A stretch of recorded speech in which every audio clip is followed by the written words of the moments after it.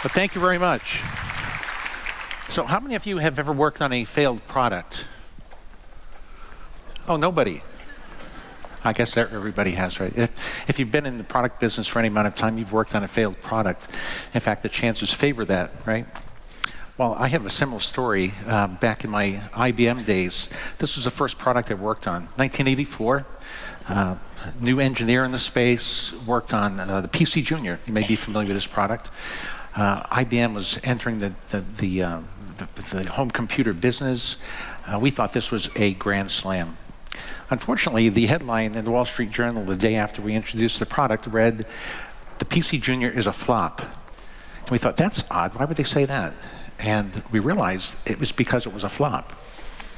It took us about a year to realize that it was a flop. And it got me thinking about, how did they know that? Like, how did they got the product that day? They put it through some rigor and said, wow, this thing's not very good.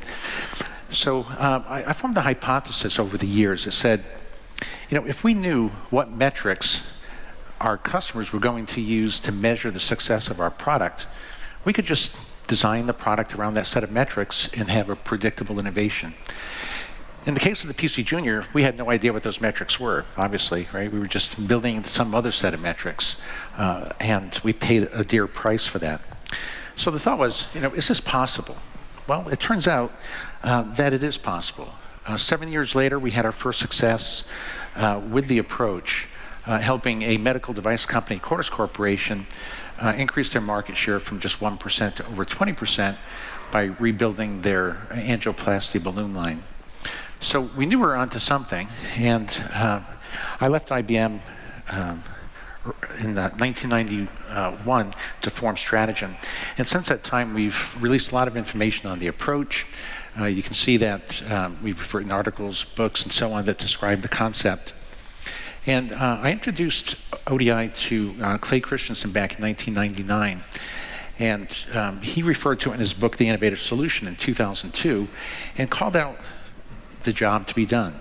Well, it turned out that nomenclature has really stuck. And today you'll hear the theory about this called jobs to be done theory.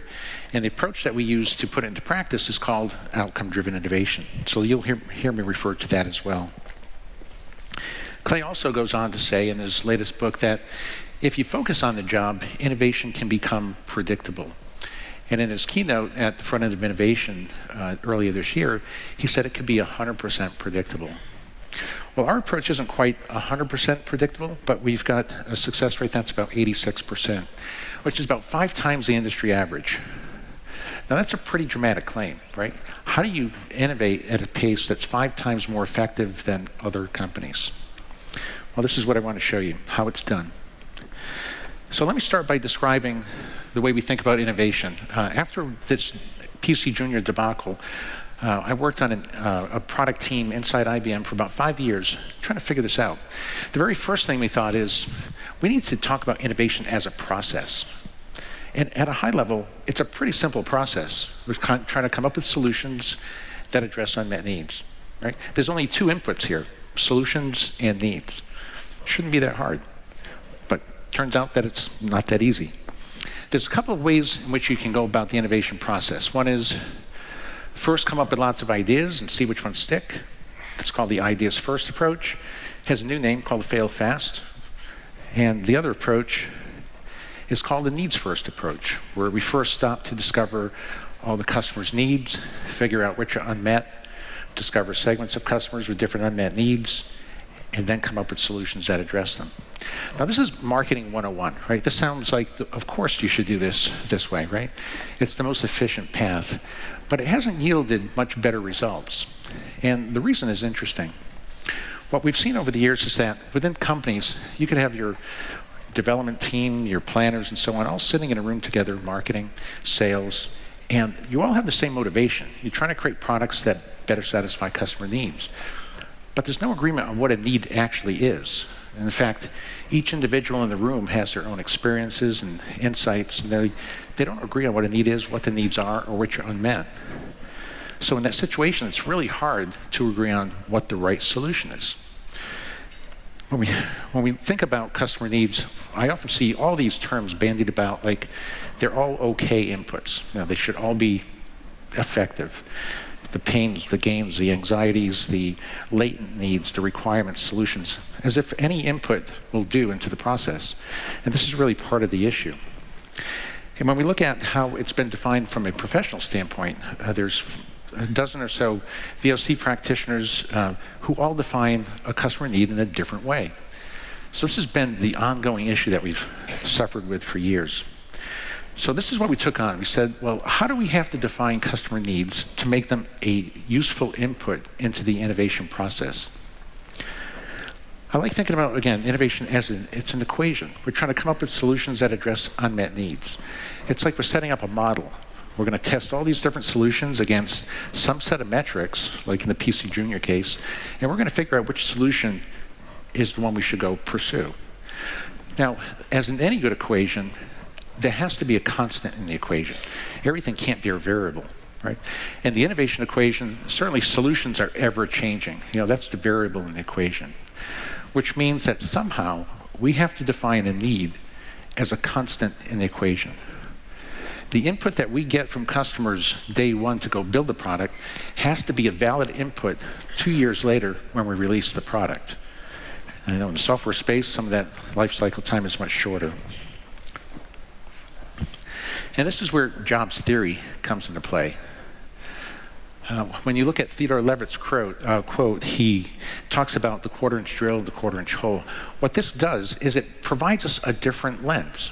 So instead of going to customers and asking them how to make a better drill, how about if we go to customers and ask them about the underlying process they're trying to execute? The underlying process is stable over time, which means we can break that process down into steps. We can figure out how people measure success along each step of the way. And those metrics are what we call the customer's desired outcomes. This is really the essence of what outcome-driven innovation is all about. These are the metrics people will use to judge the value of our product, because people buy products to get jobs done. And this is the reason why this theory was invented. The whole purpose of this is to look at this through a new lens, to focus on the job, not the customer, not the product. And the reason we're doing it is because the job is stable over time, allowing us to come up with a set of needs that is stable over time. Right? This allows us to set up this model. So when we think about innovation, we're going to look at this through this new lens. The first step in the ODI process is to define the market. And we're not going to define the market as a technology or a product. We're going to define a market as a group of people and the job they're trying to get done. When it comes to customer needs, they're not anything goes. It's going to be defined as the metrics people use to measure success when getting a job done. When we define unmet needs, we're not only going to look at what's unmet, we're going to look at what's overserved, we're going to look at what table stake needs are, so that we can put a complete picture together of where we need to go innovate. And when we think about segments, we're not going to talk about demographics or psychographics. We're going to discover groups of people that struggle in unique ways to get the job done. Now, all this goes into a model. And what we're doing here is very basic. We're discovering who the customer is you're trying to create value for, what is the job they're trying to get done, what are their needs, which are underserved and overserved, and are there segments of people with different unmet needs? Again, basic marketing 101, but a process for getting there. Once we have all this information, we can build out a data model that can be used for a whole variety of purposes. So I'll share some of them with you. But think about this as a data model, right? We're building a model. It's going to have all these metrics in it that people can use to evaluate different concepts to see which one gets the job done best and along what dimensions. With this insight, we can help companies better position the products they already have, often increasing revenue just based on repositioning. We can help them with the product life cycle or the customer experience elements. We can help them with getting the job done better by product improvements, informing M&A decisions, informing digital strategies, and so on. A whole variety of purposes. So let me go into detail on each one here. We're going to start with defining the market. Now, as I mentioned earlier, we're going to define a market as a group of people and the job they're trying to get done, not a product. Products are ever changing, right? We're looking for something that's stable over time. And the job itself is stable over time. The way we think about a job to be done, it's anything that the customer is trying to accomplish. It could be a goal, it could be a task, it could be whatever the customer is trying to do.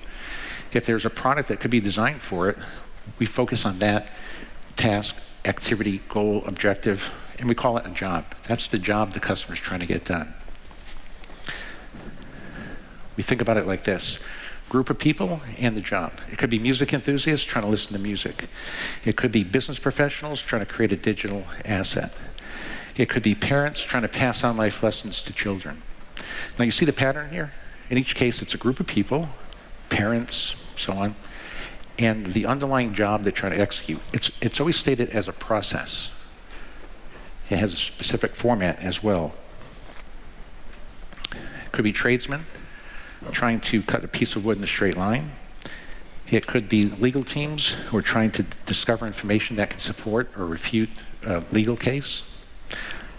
And we could go on forever, right? Every one of you works in markets where people are buying products to get a job done.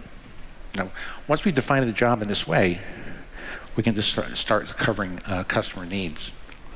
It's not always easy to define the job. You could go out to customers, for example, and be the kettle maker in this example, and the kettle maker could go to customers and say, why use my product? And they might say, well, I'm using it to boil water, which is true, and you could go back and make the best water boiling device, but you're missing out on the bigger picture, right? What they're really doing is using that boiled water as an input to get a bigger job done, which is to prepare a hot beverage for consumption. When we think about the next step, it's defining the customer's needs. We know what the job is. Now we're going to start breaking that down. And I like thinking about this in a hierarchy, where we have the core job up on top, we have steps that the customer's trying to get done, and then we have the outcomes. And notice how we refer to this. It's what they're trying to do. So you could go out and do observational research and watch what the customer is doing, but what they're doing is tied to solutions. So we're not studying what they're doing, we're studying what they're trying to do. So this can't be done just through observation.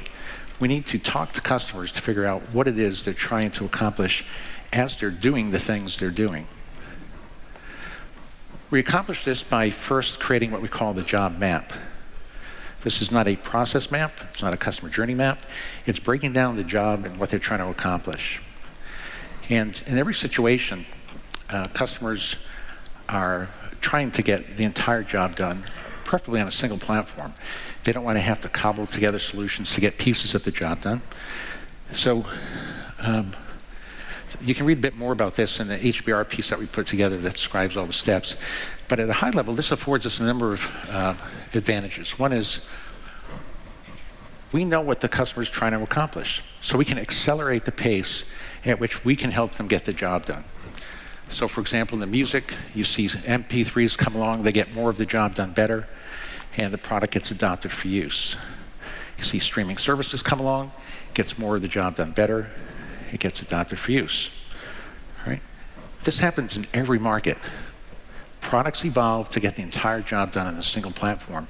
If you know what the entire job is, you can get your company there faster than anybody else. And that's really one of the advantages to creating the job map. The next step in this is to figure out the outcomes, right? Again, the hierarchy. This is where we've spent a lot of time over the years to figure out what is the perfect needs statement, right? And we feel like we've invented the perfect needs statement. And it starts by looking at this from scratch. We say, what does this have to inform? Well, first off, it has to be a constant in the equation, which is why we tie it to the job to be done, right? And it also has to be something that the customer uses to measure success when getting the job done. On top of that, the same piece of information has to be useful to developers and has to be measurable and controllable in the design of the product. And it's really an unfortunate situation where customer needs have to be stated in words. And those words have to have meaning to both the customer and the company. They can't be ambiguous, they have to meet a set of rules. They have to be solution agnostic. They have to be predictive in nature. And they have to be cross-functionally applicable. And this is one of the big benefits of the approach. In many cases, we work with clients where nobody agrees on what all the needs are, But at the end of a day, in a workshop, we can get everybody to agree on what all the customer's needs are. And you can imagine how transformational that is to a company, going from a point where nobody agrees on what a need is to everyone agrees on what the needs are. We've learned a lot along the way here. We define these needs in a very specific fashion. You see they have a format, a structure to them. We've tested this in so many different surveys over the years.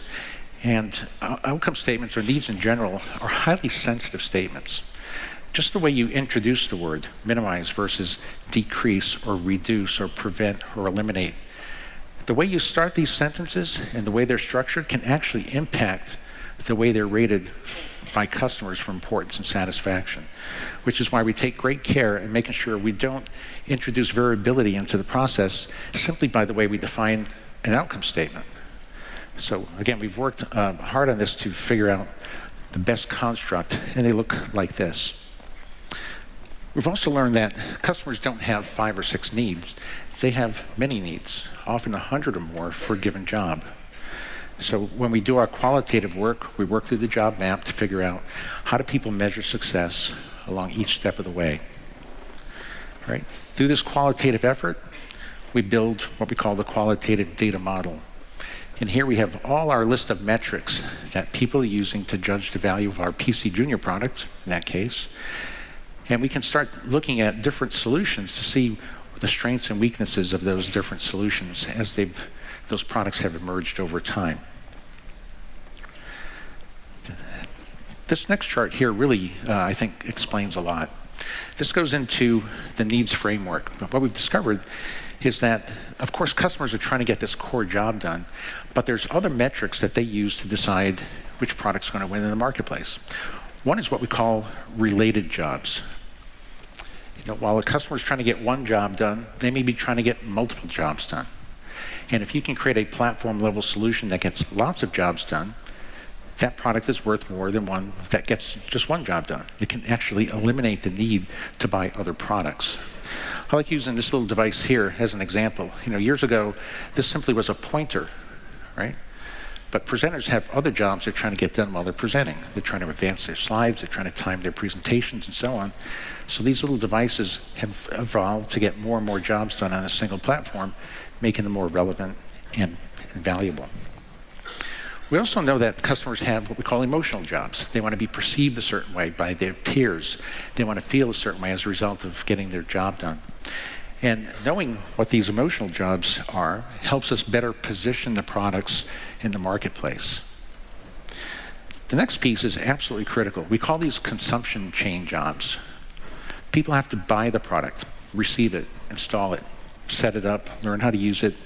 They have to interface with it, upgrade it. Now, people aren't buying products so they can receive them, install them, and upgrade them, right? They're buying products to get that core job done. But you have to be proficient at the consumption jobs as well in order to win in the marketplace.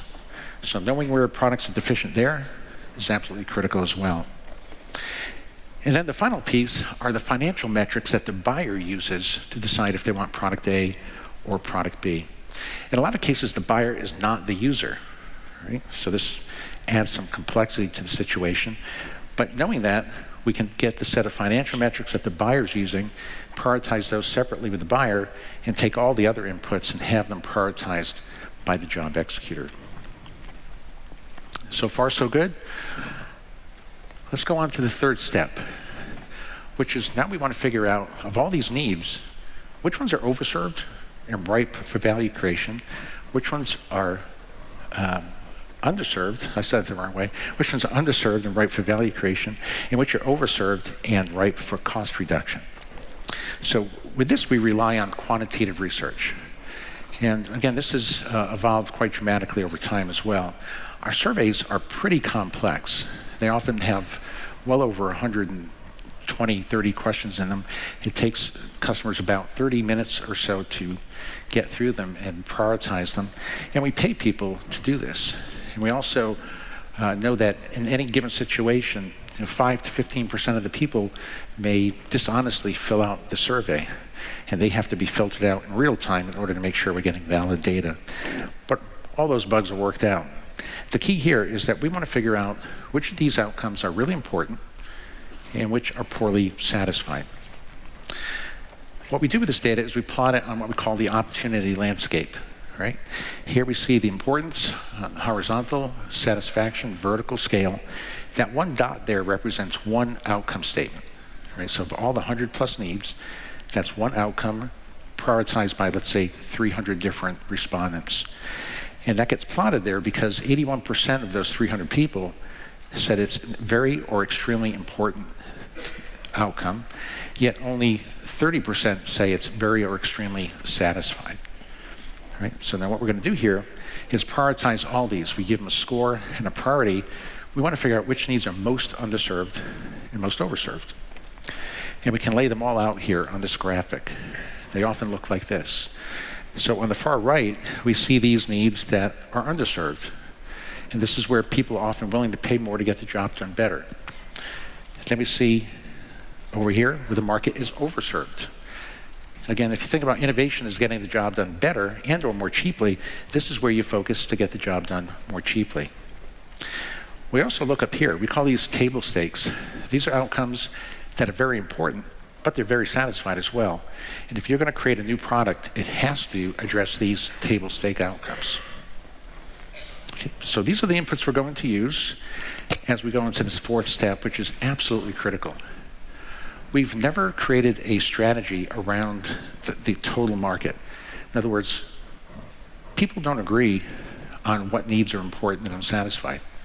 There's always variation. You know, every market has different groups of people that think different needs are unmet. So to discover them, we don't segment around gender, we don't segment around age, or any demographic or psychographic classification scheme. What we're going to do is to segment around the unmet needs. This is literally segments of customers with different unmet needs. Now, you can't do this if you don't agree on what a need is, or what the needs are, or which are unmet. But once you have this information, you can perform this analysis, which reveals the kind of segments that you need to focus on in order to create value for customers. So in a given market, you may have 300 people taking the survey. A third of those people might think outcomes 10, 20, and 30 are really important and unsatisfied. Another third might think outcomes 40, 50, and 60 are really important and unsatisfied, and so on. So what we do to figure this out is we run a factor analysis and then a cluster analysis, statistical tools that have been around forever, and we plot out those different segments. We put the different groups of people in different segments, and then we discover, by profiling them, is to figure out who's in these segments and why did they cluster the way they did.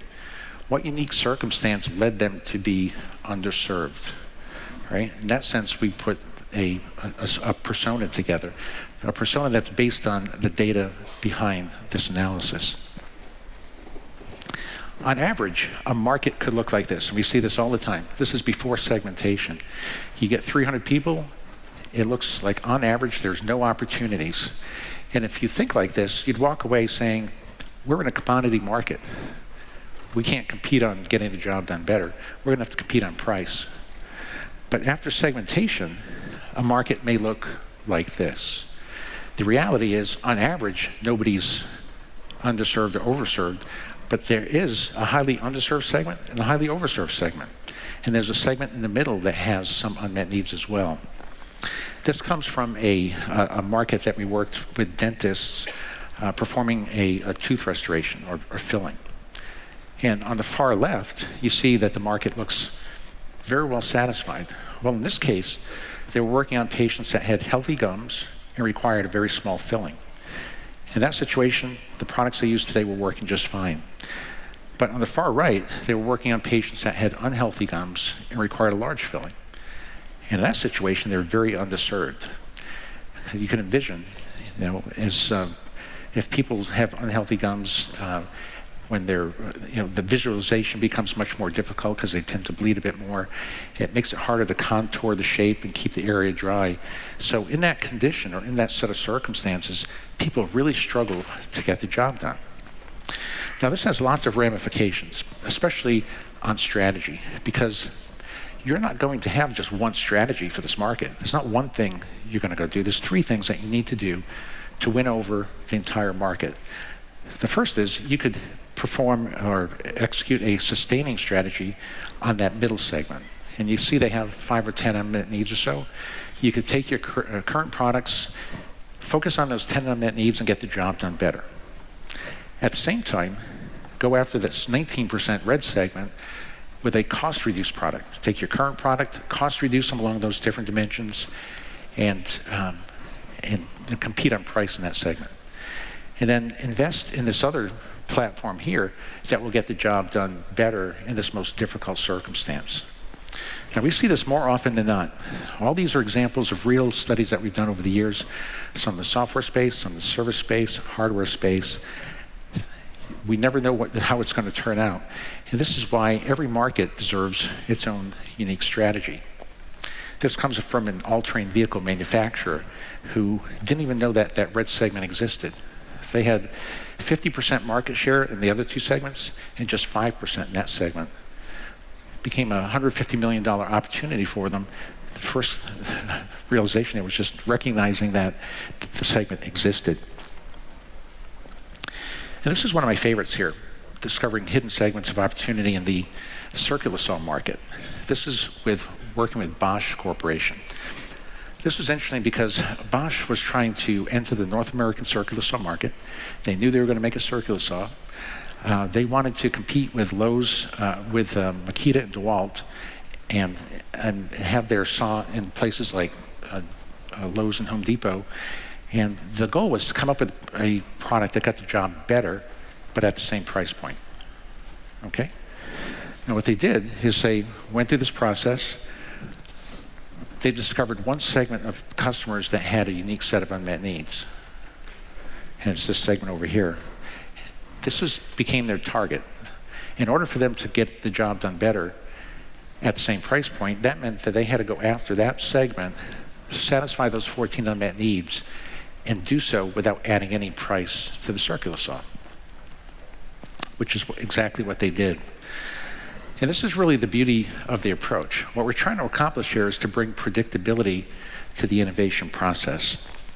And as you can see here, they were able to narrow down to a very specific segment and a very specific set of needs that they could focus on to win in the marketplace. They're trying to stack the odds in their favor, right? If you think about it like this, what are the chances that the Bosch team would have randomly come up with a solution that addressed those 14 unmet needs in that segment if they didn't know the segment existed and they didn't know that those are the 14 unmet needs? Slim to none. How long do you think it took them to come up with a solution that addressed those 14 unmet needs once they knew that segment existed and they knew those are the 14 unmet needs? It took them about 3 hours. And as they said, well, it's not as if we didn't have these ideas before.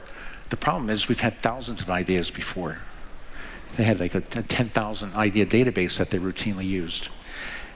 And once they identified the problem at this level of granularity, they were able to solve it pretty quickly and released the CS20 circular saw, which became very popular for a good period of time, about 10 years. It became their best-selling circular saw in the North American market.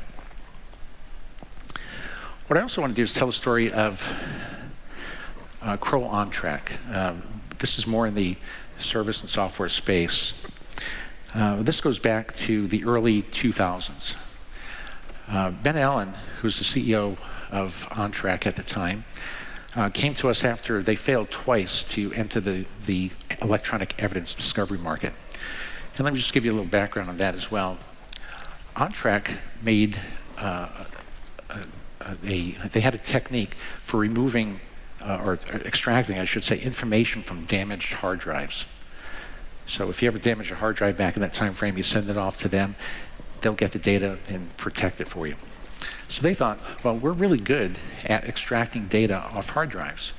So when it comes to these legal battles, if IBM's in a situation where they are in a legal case, they have to go get all this information off all these hard drives that exist all around the company. And they felt that they could do that pretty effectively. So the first couple times out, they did that. They went to the IT departments in those companies, And they showed them how they could extract all this data off the hard drives. Well, they failed twice. And then Ben Allen came to us and said, what are we doing wrong? Well, the very first thing we looked at is, who's the job executor? Well, it turns out it wasn't the IT department. The job executor was actually the legal teams. And the job they were trying to get done is to capture data that would support or refute their case. So what this meant is they had to go get information and be able to search it and find information in there that would be valuable to support their case. So think about this from a minimal viable product standpoint, for example. If you're trying to come up with a product that's going to win in the marketplace, minimal viable product may have to address certain steps in the job map in a very elegant way before they could even win. And that's what they learned. The third time around, they not only extracted data from the hard drive, but they added search capabilities that the legal team could use to extract this information, go through it, and see if they could find information that would refute or support their case. Well, this became a hit. And it was very hard catching Kroll OnTrack because they had this list of 100 or so outcomes. The minimal viable product addressed about 40 of them. And then year after year, they would address 5 or 10 more outcomes and just get the job done better and better over time each year. And they had this master vision. They knew what the entire job was. They knew the outcomes they had to achieve and the priority order they had to achieve them. And with all that insight, they became impossible to catch for about 15 years or so. And this is really the beauty of the approach. And the last step here, we talk about building out this data model. The data model can be used, like I said, for a whole variety of purposes. Going back to the Kroll OnTrack story, they used it for nearly every one of these purposes over a period of 10 years. It was 10 years later that their new president called us up and said, we've used this data for a long time. It might be time that we refresh it. And during that time, we got great insight into how they had been using the data. And it was for all these different purposes. One is for marketing. How do we position our product vis-a-vis our competitors so we can gain a competitive advantage? What are their weaknesses? Remember, they had this whole list of things that were priorities. They could tell that when a competitor came in with a new feature, that was actually low on the list, or if it was high on the list, and then they could make adjustments in how they were developing their product. A very effective approach. From a customer experience standpoint, they use the approach to figure out the best ways to help customers set up the product, learn how to use it, install it, interface with it, and so on. From a product portfolio management standpoint, they realized that there were parts of the job that they couldn't get done on their own. And they actually had to reach out and build a new M&A strategy that would allow them to gather the capabilities and inputs they needed to get the entire job done on a single platform, which is what they did as well.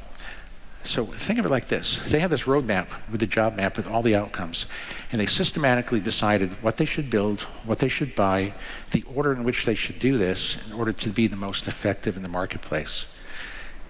And as UX UI designers, you're in the same boat. This is what we need to figure out how to do. Getting it done is extremely difficult. I wanted to just talk briefly about, are you developing a PC Junior? Right? And this will leave a little food for thought. This space is very interesting. I'll tell a story here that takes me back to the 1980s again, and I see the exact same thing playing out here. In the 1980s, when I was at IBM, we would say that the marketing team never gave us good inputs to build our product. And as engineers, we would have to go out to customers to figure out what they want, right? Now, from the way I think about it today is the marketing team did a poor job at giving us all the inputs we needed, all the customer needs, and define the product at the level that's necessary in order to win. So what the engineers did is they created a new movement called the voice of the customer. This comes from the engineering side of the house. This is not the market research side of the house. Engineers went out and said, we have to go figure out these inputs. Marketing's not giving us the information we need in order to win. So they started developing these techniques that would help them understand what customers want. Now, what I see happening today is the exact same thing in the UX UI world. You have product planners up front that's supposed to be telling you what that core job is and what all the outcomes are and where you should focus and segment by segment. But in many cases, they're not. So they put a vague concept over the fence to the development team, and you're left to figure all this stuff out. What this does is it's forcing UX and UI people to become product planners and product strategists. And many of you may feel that pressure. You may not be trained to do that, but you're in that role because the marketing team or the product planning team is not, I'll say, doing their job. And it's not because they're not doing the job because they're bad people, it's that just don't know how to execute the process correctly to get you the information that you need. So I think the big movement here in the UX UI world is to sort all this out. Who should do what? Should the UX UI team be doing all of this and capturing outcomes on the core job, the consumption jobs, and everything else? And should you lead the charge? It's up to you, right? You can lead the charge. I think backing an approach like this will help you get there faster and more effectively. So that's what we'd recommend so that you're not working on a failed product. And I know we have a little extra time here, but I'm ready for questions from our team already if they're up for it. David, Let's give you an applause first. Yeah. Come on. Thanks, David. Hi. Nice. Now, David, earlier you said you had some great questions for me. I've got some fantastic We questions. have questions for you, Oh, of oh course. gosh. Both of us, actually. Oh, great. Okay. So, well, I'm just curious. Could you tell us something What are about these about? these posters? Sure. These are my little buddies, and I bring them everywhere I go because Do they you keep them in your luggage? Like, how do you board the flights? very carefully. No, we obviously had them made here, but I like to show the highlight here that this is a process. There's a needs framework. There's steps. I know you can't even probably see these diagrams from the audience, but it denotes that this is a process. And what we're trying to emphasize here is innovation is a process. It's measurable, it's controllable, it's predictable if you follow a formula. And we spent a lot of years trying to figure out how not to fail, basically. And this is just representative of that kind of thinking. yeah. Yeah. So one thing I'm curious about, you describe the jobs to be done and the needs and ways of grouping those. Does your framework have anything to say when it comes to solving them? Like the Bosch team, they found the needs that they were supposed to address, and then 3 hours they were done. But is there anything else in the framework that helps us to go from these needs and jobs to solutions? There is. Now, interestingly enough, most companies know how to solve the problem once they know the problem. So it's actually pretty rare that we need to help them through that exercise. But on occasion, we'll do the ideation type style work where we present the top 14 unmet needs like we did at Bosch, and we just take them through the exercise because they may come up with 3 different ideas to address a certain need. So we want to help them figure out, well, which one's going to get the job done best? Which one addresses the metric? And so we have a good engineering discussion, minimize the time it takes to do X. Well, it takes 3 minutes now. Did it reduce it down to 2 minutes or 1 minute? Well, how do we get it down to 0 minutes? How do you automate that particular outcome so satisfaction level is optimal? So that's one way. We've also developed a series of creativity triggers over the years. Going back to, if you're familiar with trees and Scamper and things like that, they're all creativity triggers. But they were designed, I think, to really work in the mechanical product or electromechanical situation. So we spent about 6 months, this was maybe 6-7 years ago, looking at all these creativity triggers and elevating the concepts up to the point, abstracting them so they'd be useful in anything, whether it's software creation, design, service, hardware, and so on. So Where do we find those? They are on our website, I want to say. I don't know. I'll find out. Yeah. And they're very effective in the sense that it gives you different pathways in which you could win over on the solution. It could be done through information, the power source, the way you configure the system, the geometrical structure. It's a very interesting way, all-encompassing, and it utilizes all those different creativity triggers in a very useful way. I also have a follow-up question. So if that's what's happening after we've identified the jobs and the needs, I was unsure how you did, when you did the questionnaire, Yep. where do those questions come from? Is it interviews that are used, like qualitative research that's used to base the questionnaire on? Or? Yeah, exactly. So it starts with qualitative work. That's step 2, where we're right here, where we're uncovering the customer's unmet needs, or the customer's needs. So it's the huge list.